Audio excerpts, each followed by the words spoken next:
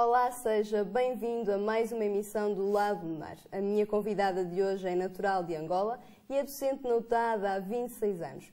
Falo-vos de Paula Catarino. Olá, professora, seja bem-vinda. Nasceu em Angola, mas aos 2 anos foi viver para Moçambique. Sim. Como foi a sua infância aí pelas terras de África? Foi feliz. O meu pai era administrador, tinha-se licenciado aqui no tempo antes do Salazar em Ciências Políticas e, portanto, era um funcionário público na altura e chamava-se nessa altura ao emprego que ele arranjou administrador de uma região. E então o primeiro local onde ele foi colocado foi em Angola, exatamente num posto que chamava-se posto, era o Egito, que era perto de Benguela. E eu nasci em Benguela, eu e um irmão meu, e com 2 anos o meu pai foi transferido para Moçambique, para o norte de Moçambique, para Porto Amélia, onde eu estive no norte, lá em Cabo Delgado, 9 anos. Foram muito felizes, uma criança normal. Depois dos 9 anos fiz a escola primária, na altura ainda se chamava escola primária lá, no norte de Moçambique, e depois o meu pai foi transferido para uma outra localidade chamada Mossoril, perto da ilha de Moçambique, que foi onde veio depois a desaparecer.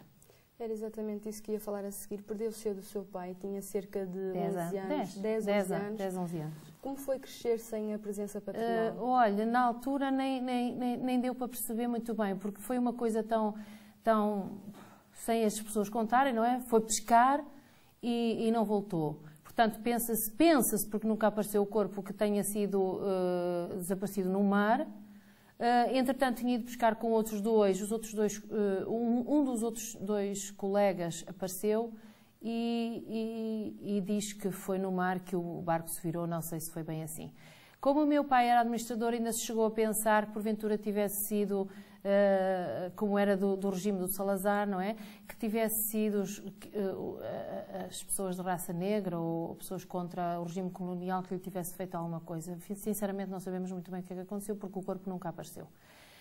Como foi em janeiro de 1971, longe de pensar que em 74 se daria ao 25 de Abril, a minha mãe, a minha sorte e a do meu irmão foi que a minha mãe era professora e sempre exerceu e, portanto, tivemos que abandonar todas as instalações que o governo na altura cedia ao meu pai por ser funcionário público e a minha mãe teve que sozinha reiniciar a vida e o seu ordenado. Então foram tempos difíceis. Foram.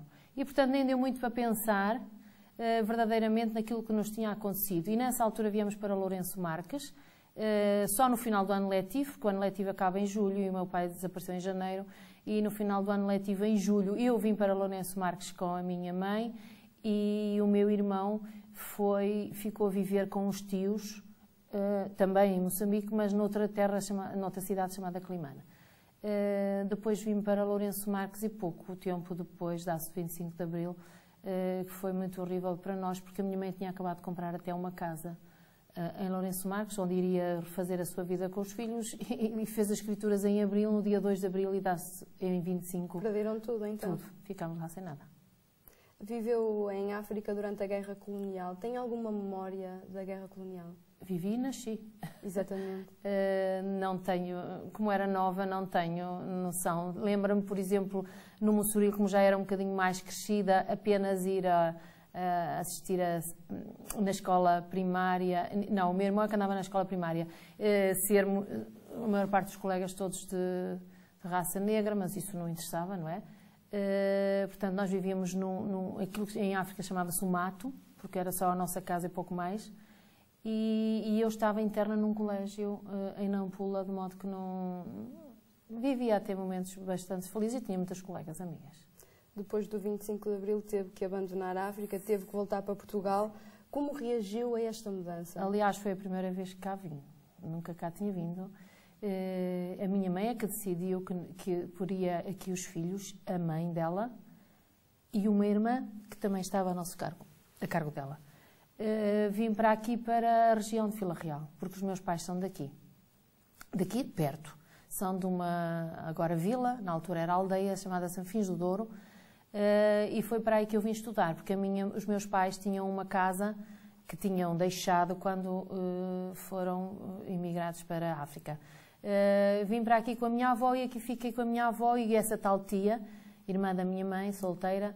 Ficámos a viver, eu e o meu irmão, com a minha avó, e a minha mãe regressou sozinha para Moçambique, onde exercia a profissão de professora primária, para tentar ver se conseguia trazer pelo menos alguns bens, não imóveis, mas outros, de outro género.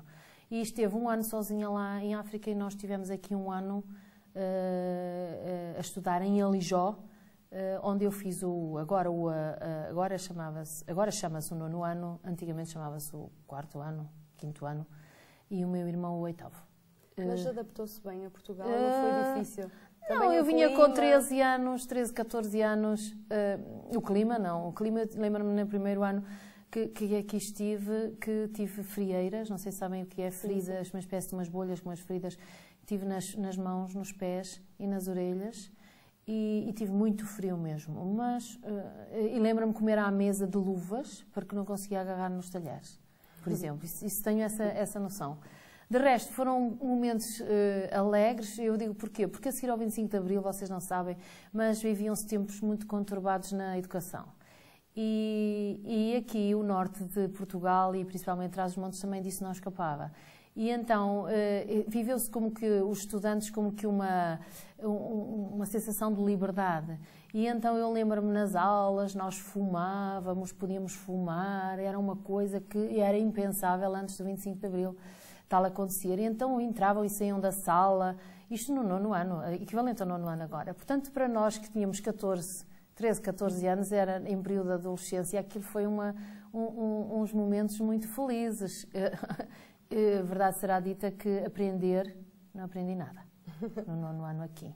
Mas, enfim, passou-se administrativamente, alguns, eu não, mas houve quem tivesse chegado da África um mês antes do ano letivo acabar, por exemplo, de 74, no ano letivo 74, 75, e ter concluído o 9º ano sem nunca ter assistido a nenhuma aula, por exemplo. Tenho desses exemplos, colegas, que na altura em Alijó assim fizeram. Mas eu acho que era por todo o lado, porque a seguir fui para o Porto e também vivi momentos conturbados lá no liceu. E professora, tem saudades de Angola, Moçambique? De Angola não posso dizer, porque eu como saí de lá com 2 anos, eu nem sei se tenho saudades nem se não tenho. De Moçambique tenho. Porque eu, principalmente da praia. Já voltou lá? Não, mas hei de voltar. Gostava, para viver, gostava de viver lá? Não, acho que não. Só mesmo para umas férias? Não, acho que não, só mesmo para umas férias. Agora habituei-me aqui, e já desde 74, e não faço intenções de sair daqui, para ir para o outro lado. A não ser sair em Portugal, deslocar-me para outro local para viver, que é no Algarve. O clima até é aproximado. É só por isso, exatamente. Estudou cá, licenciou-se cá e em 1977 saiu de Portugal para fazer o doutoramento. Não, em 97. 97, sim. Exatamente, em 1997. Que eu licenciei-me em 84. Saiu de Portugal para fazer o doutoramento no Reino Unido. Deixou cá a sua filha de apenas 4 anos, deixou cá o seu marido. Sim. Foi um momento difícil para si? Foi no dia 1 de outubro de 95 que eu fui para lá. Lembro-me perfeitamente que nesse dia, eu embarcava no dia 1 de outubro e no dia 30 de setembro a minha filha até estava com uma grande crise de asma. Fui com ela ainda para o hospital à meia-noite e tal, e depois tínhamos o voo para Londres às 7h30 ou coisa da manhã. O meu marido foi nessa altura comigo, mas só foi por uns dias, voltou no dia 6 de outubro, portanto passou lá uma semana. Exatamente para tentar comigo encontrar um local, uma família, um quarto, sei lá, qualquer coisa que eu pudesse alugar para estar. E portanto, fui assim um bocadinho às cegas. Devo dizer que até dezembro, não voltei cá, voltei só no Natal. Nesse período, em 95, até dezembro, chorava todos os dias. Todos os dias me telefonavam, todos os dias chorava. Mas pronto, as coisas passaram. Entretanto, depois fui-me habituando, eu estive lá e vinha, não estava lá o ano letivo todo, vinha ao Natal, depois ia e voltava na Páscoa ou às vezes no Carnaval. Portanto, vinha cá frequentemente a Portugal. Mas era difícil para si sentir que não acompanhava o crescimento da sua filha? Sim, mas estava bem entregue, estava com o pai e com a avó. naturalmente, mas se a profissão assim obrigaram-me aqui a ir, eu devo dizer outra coisa. Eu, quando acabei o curso em 84, concorri à Faculdade de Ciências da Universidade do Porto, onde eu tirei o curso. E lembro-me perfeitamente, quando fui à entrevista, a docente que lá estava, não me recordo já o nome, ter-me dito assim, portanto, ficará aqui como assistente, na altura chamava-se assistente estagiária. Ficará aqui como assistente estagiária, mas terá que me assinar aqui um compromisso de honra, isto no Porto, em como vai fazer o seu doutoramento para o estrangeiro. Eu, na altura, acabada de me licenciar e acabada de me casar, eu pensei assim, então eu agora acabei de estudar, vinha para trabalhar e já tenho de me ir embora. E na altura não assinei e essa foi a recusa de eu ter ficado no Porto. Não fiquei no Porto exatamente por me recusar a me comprometer a ir para o estrangeiro estudar. Afinal, venho para a Universidade de Trás-os-Montes e Alto Douro e fui obrigada também a fazê-lo. Se tal soubesse que isso me iria acontecer mais tarde, nunca tinha vindo para aqui. Não. Eu vim para aqui não por gosto, vim para aqui porque o meu marido na altura estava a tirar o curso de matemática também na Universidade do Minho e fazia tudo querer que ele, quando acabasse, concluísse a licenciatura, teria emprego garantido aqui numa escola secundária da zona. No final, isso não aconteceu, não quis vir para aqui, ficou no Porto e eu agora já não posso sair daqui e aqui continuo. E o meu marido está no Porto. É assim, de resto eu não vim para aqui porque vim para a Universidade de Trás-os-Montes, na altura nem era universidade, era instituto, por gosto. Vim para aqui para organizar a minha vida familiar. E no final tenho há 26 anos desorganizada. Não é? Agora tem a sua filha cá consigo a estudar, sim. Mas ainda é difícil estar uma semana separada do seu marido, ter que gerir duas vidas, duas casas. Duas casas, e agora é duas casas, porque eu durante 7 ou 8 anos estive aqui num quarto alugado. Tal como os estudantes estão agora. Tive 7 anos numa casa de uns funcionários aqui da universidade que me trataram muito bem, mas de qualquer modo era num quarto alugado que eu estava, não numa casa. Só posteriormente é que eu tive possibilidades de adquirir alguns bens, dinheiro para comprar uma casa aqui e comprei então aqui na altura um T1. Não é esse agora que tenho, porque depois decidi vendê-lo, mas de qualquer modo só foi passado 7 ou 8 anos de cá estar como docente é que eu consegui dinheiro para adquirir uma casa. É professora de álgebra, de que modo os números a fascinam? Tal como as letras fascinam o português, os números para mim são o alfabeto da matemática. E, portanto, temos momentos, nós quando damos aulas, temos momentos que com os números sentimos-nos felizes e noutros momentos não. Principalmente quando estamos a investigar e pretendemos demonstrar determinado teorema ou determinado assunto e nem sempre isso sai logo à primeira. E, portanto, temos certos conflitos com a matemática, tal como as letras têm com a língua portuguesa ou outras línguas, letras no geral, não é? Mas o que interessa é transmitir aos alunos que a matemática não é um bicho de 7 cabeças, que é isso que muitas das vezes é transmitido e que, se for dada com gosto e com paixão, acho que os alunos conseguem se abstrair e esquecer isso tudo que muitas das vezes persegue a matemática, que é pensarem que é uma coisa intransponível quando não é verdade. Diz que os seus alunos, em geral, transmitem grandes momentos de alegria e paz interior quando com eles está a transmitir conhecimento. Enquanto professora, é realizada ou ainda acha que tem muito por fazer? Enquanto professora, sou realizada. Aliás, eu devo confessar aqui que não era, na altura, quando eu fiz, antes de entrar para a universidade, eu sou do ano, eu em 78, em 77 eu concluí o 11º. Na altura não se chamava assim, estou a falar na era de agora. Quando eu acabei o 11º, o governo na altura, aqui em Portugal, constituiu pela primeira vez um ano zero. Portanto, fez com que todos nós, aqueles que concluíram em 77 o 11º ano, não entrassem na universidade no ano a seguir. E então estivemos todos em casa a assistir a aulas pela televisão. Chamaram a isso o ano propedêutico, em que eu tinha disciplinas, assistia às aulas, as aulas eram tipo telescola, e depois nós tínhamos 2 momentos de avaliação no ano e se passássemos nesses momentos, quando conseguiríamos candidatar-nos à universidade. E foi isso que me aconteceu a mim. Portanto, eu sou das primeiras pessoas do primeiro ano propedêutico, aliás, o ano propedêutico só aconteceu 2 anos, fui eu e a seguir o meu irmão, porque ele é um ano mais novo do que eu. A partir daí é que introduzi no 12º ano. E, portanto, eu quando entrei para a Faculdade de Ciências da Universidade do Porto, em 78, entrei para aquilo que eu quis. Portanto, entrei para o curso de matemática, ok? Porque eu gostaria de ser professora de matemática. Mas não, devo dizer que não era a minha primeira opção. A minha primeira opção era ser médica. E eu era muito boa aluna e tinha possibilidades disso. A segunda opção era ser farmacêutica.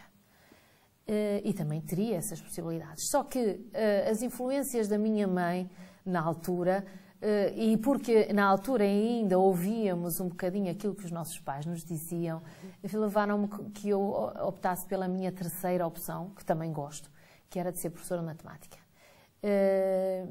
Não fui para médica porque a minha mãe me pôs a dizer na altura que eu não era capaz de viver certos momentos, que depois poderia encontrar pelo caminho, etc. Pronto. E eu aceitei um bocadinho, pensei, refleti e aceitei um bocadinho a atitude que ela teve.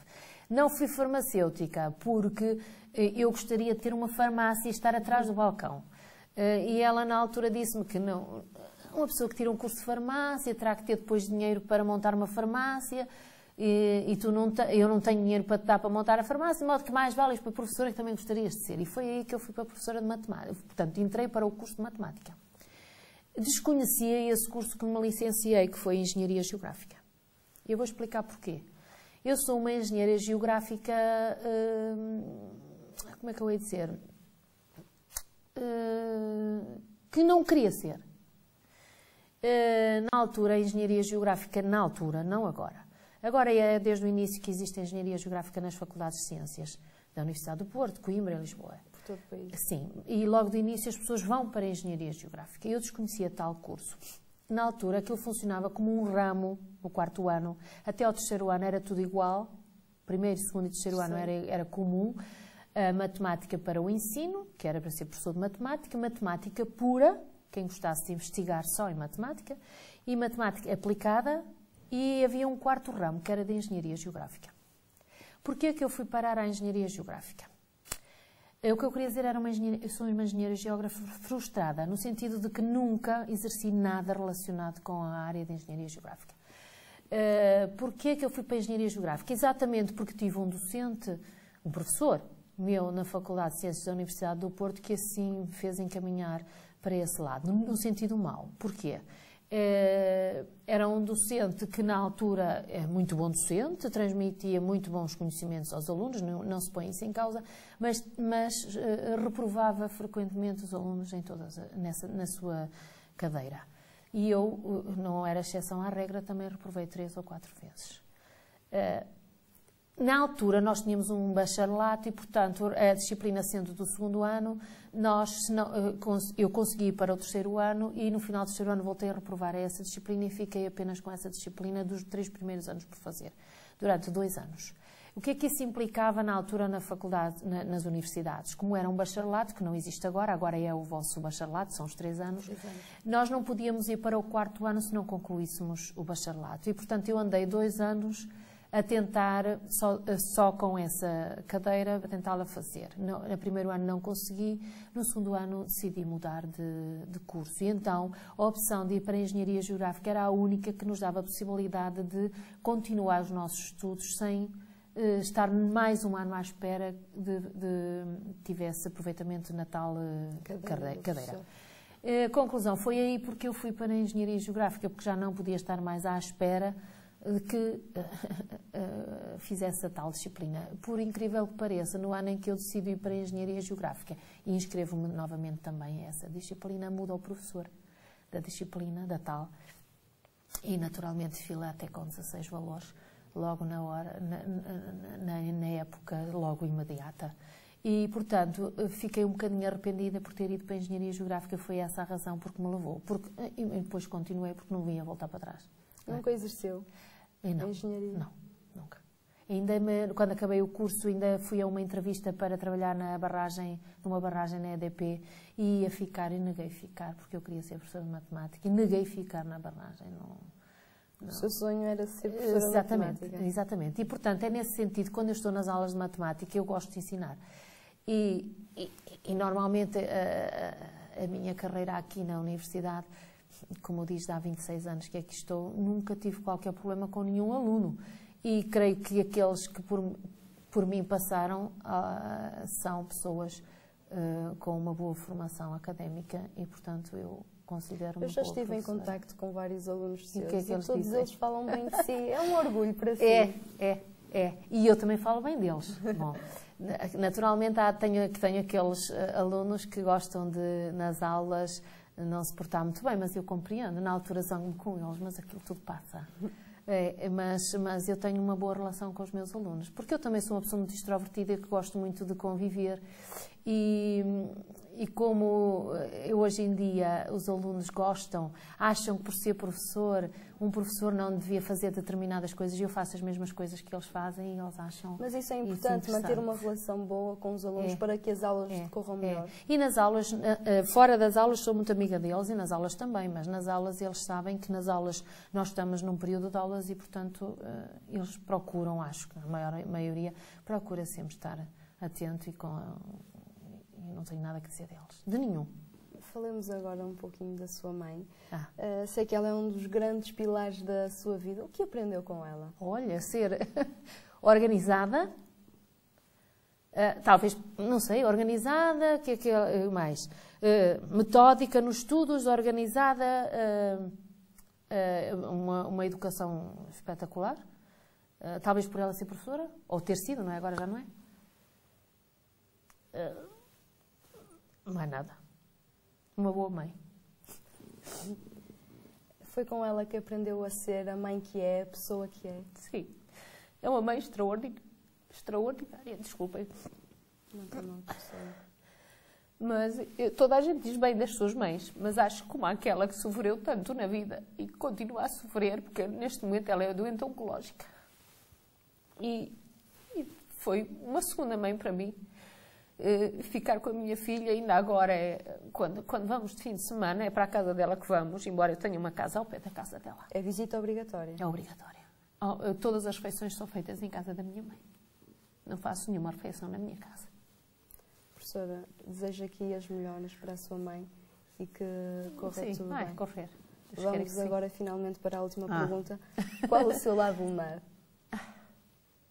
Olha, eu estive a ver o que é que... Foi a pergunta mais difícil que me podiam fazer. Porque é assim, quando me perguntam uma coisa dessas, eu lembro-me da canção do Rui Veloso, que diz que todos nós temos não é? Por mais que não queiramos, nós temos um lado lunar. E para mim o lado lunar é o lado da lua, a parte escura, não? Exatamente. O lado negro que nós todos temos. E o que eu estive... Naturalmente, eu também tenho, ninguém escapa a isso, não é? Mas procuramos, eu acho que todos nós procuramos na vida não mostrar tanto essa nossa face. Mostramos mais a face solar, o lado solar, que é o lado do sorriso, das coisas felizes e assim. Mas nós temos todos... o nosso lado lunar. Bom, eu na vida procuro ser, naquilo que me rodeia, naquilo que eu faço, procuro ser organizada, procuro e tento, mas não quer dizer que o seja. Ser honesta, correta, educada, íntegra, procuro exercer o meu trabalho com profissionalismo, queria dizer, mas e abstrair-me um bocado das coisas que me rodeiam, porque o nosso mal está no relacionamento com as pessoas. E muitas das vezes, não é? Não vou dizer que não, tive pensamentos sobre, tive e tenho e continuo a ter, pensamentos sobre, por exemplo, o lado obscuro, é termos pensamentos sobre determinadas pessoas que nos fazem ou por isto, ou por aquilo, ou por aquilo outro, não é? Coisas que nós não gostamos. E eu também os tenho. Não exerço muitas das coisas que penso que gostaria de fazer porque a minha mãe me educou para não fazer, não é? Portanto, uma outra coisa negativa que, portanto, o termos pensamentos maus, entre aspas, para com os outros também é a nossa face oculta. Todos nós temos.